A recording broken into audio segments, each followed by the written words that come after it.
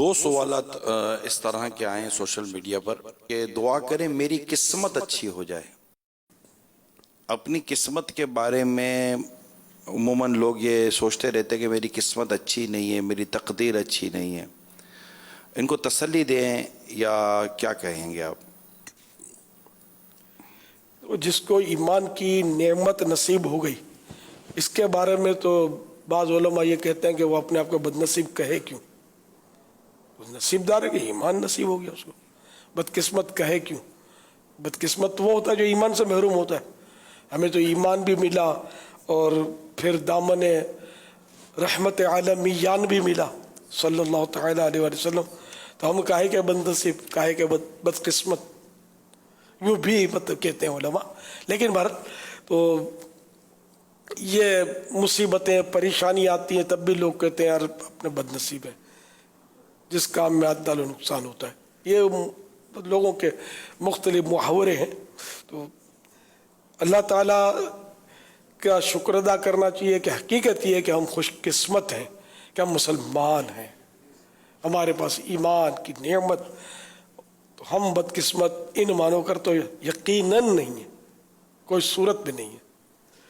تو یوں اگر اپنا ذہن بنائیں گے نا تو انشاءاللہ آپ کو تسکین ہوگی. اور بہت ساری نعمتیں آپ کے پاس ہیں، آنکھوں کی نعمت، ناک کی نعمت، کان کی نعمت، ہاتھ کی نعمت، پاؤں کی نعمت.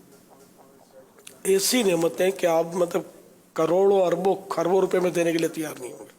آپ کو کوئی بول دے کہ میں آپ کو 10 لاکھ روپے دیتا ہوں، ایک آنکھ نکال کے دے دو، آپ کہاں دیں گے یار؟ چلو بھائی 50 لاکھ لے لو، دونوں آنکھیں دے دو. آپ بولیں گے 50 کروڑ میں بھی نہیں دوں گا. ٹھیک ہے نا؟ اب یہ آپ کا ہے کہ بس قسمت یار، اللہ نے اتنی نعمتیں دی ہیں.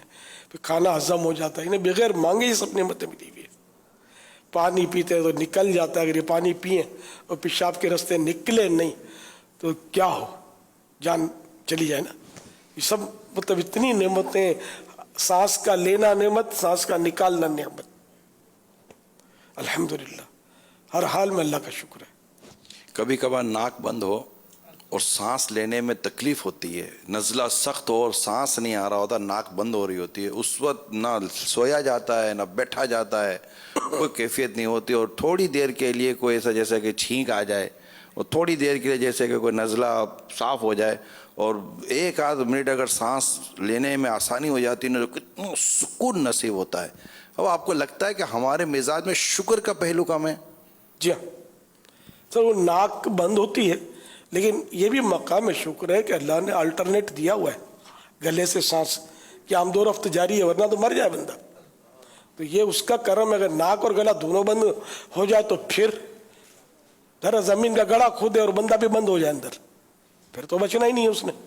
تو اللہ تعالیٰ کی ہر صورت میں مطلب یہ دیکھے شکر گزاری ہو، اس کی نعمتیں ہیں، بس بندہ ہر سانس پر اس کا شکر ادا کرے. ایک قلی جا رہا تھا وزن اٹھا کر، یا ایک بزرگ نے ان کو وزن دیا، تو وہ مطلب الحمدللہ استغفر اللہ، الحمدللہ استغفر اللہ، وہ یہ کہہ رہا تھا.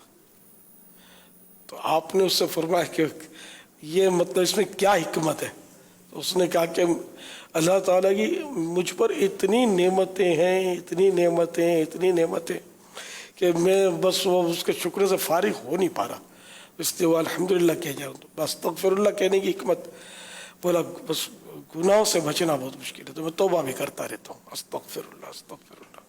تو وہ بزرگ اچھے بزرگ تھے، انہوں نے فرمایا کہ اب انہیں عاجزی فرمایا کہ تجھ سے تو یہاں کے قلی یعنی مزدور سمجھدار ہیں کہ ہر حال میں اللہ کا شکر ادا کر رہے ہیں اور اللہ تعالیٰ سے توبہ توبہ توبہ کر رہے ہیں، غافل نہیں ہے. ہاں تقریباً اس طرح کی یہ حکایت، یہ الشکر للہ، شکر کے فضائل، شکر کے فضائل یہ المدینۃ العلمیہ نے چھاپا ہے، اور اس کا الشکر للہ بھی اس کا عربی نام شاید یہی ہے، الشکر للہ. امام ابن ابی دنیا رحمۃ اللہ تعالیٰ علیہ کی کتاب ہے، اور تقریباً یہ 2 صدی کے بعد کے بزرگ ہیں، 3 سے پہلے تیسری کے اندر.